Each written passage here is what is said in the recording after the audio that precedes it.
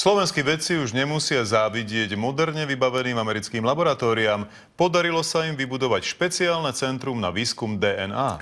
Do niektorých dverí je ale mužom vstup prísne zakázaný.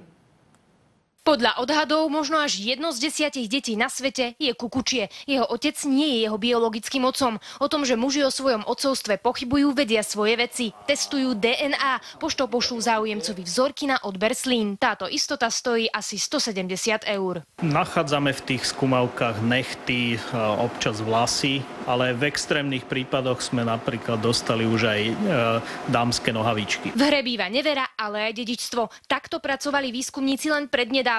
A takto pracujú dnes. Prírodovedecká fakulta Univerzity Komenského v spolupráci so súkromnou firmou zainvestovala do nového laboratória so špeciálnym vybavením. Vďaka týmto prístrojom vedci zistia miliónkrát viac informácií. No nebola to lacná záležitosť. Vysoký objem, viac ako $500 000 €. Sú to európske peniaze. Pomocou tejto technológie dokážeme analyzovať niekoľko buniek v obrovskom mori veľkého počtu buniek. V nich vieme pátrať o pôvode rakoviny. Z DNA vedci dokážu zistiť aj pohlavie dieťaťa, a to z krvi matky už v 12. týždni tehotenstva. Testovať však môžu len ženy. Ak by s touto vzorkou DNA pracoval muž, mohol by ju infikovať a to by mohlo ovplyvniť výsledky.